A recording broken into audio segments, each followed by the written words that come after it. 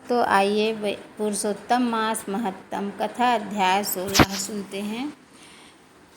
मंगलकारी देव तुम मंगल करो गणेश, जगवंदन तुम्हारे करे काटो सबके कलेश। सुदेव को पुत्र की प्राप्ति किस प्रकार हुई?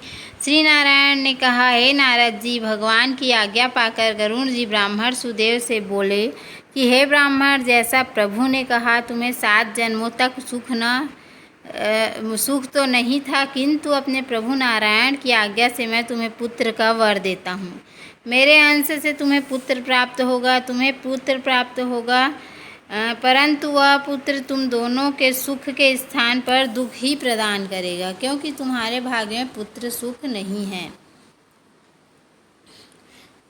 गरुड़ देव ने आगे कहा, हे द्विश्रेष्ठ, अब आप अपने घर जाओ और भगवान के चरणों में भक्ति रखते हुए सांसारिक सुखों को भोग करो। इस प्रकार ब्राह्मण दंपत्ति को वर देकर गरुड़ में सवार होकर भगवान विष्णु लोक को चले गए। कुछ समय बाद गौतमी गर्भवती हुई और 10वें माह में उसे एक अत्यंत सुंदर पुत्र को जन्म दिया। ब्राह्मण दंपत्ति ने विद्वान ब्राह्मण को बुलाकर बालक का नामकरण संस्कार कराया। ब्राह्मणों को यथेष्ट दान आदि देकर संतुष्ट एवं प्रसन्न किया।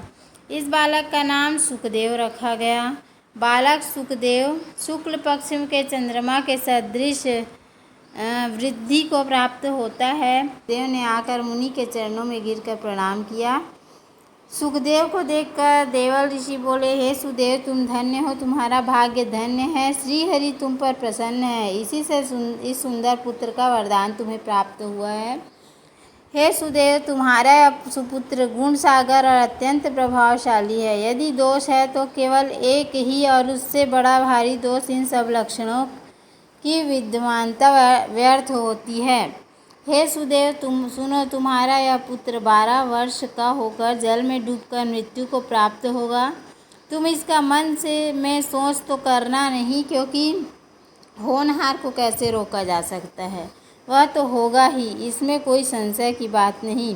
इतना कहकर देवल मुनि ब्रह्मलोक चले गए। सुदेव शर्मा देवल मुनि के वचनों का स्मरण कर बहुत दुखी हुआ, परंतु उसकी भार्या गौतमी धीरज रखते हुए पुत्रों को अपने अंग में भरकर और अत्यंत प्रेम पूर्वक मुख का चुंबन करके स्वामी से कहने लगी, हे द्विज, होनहार की बातों का ध्यान कर आप भयभीत ना हो।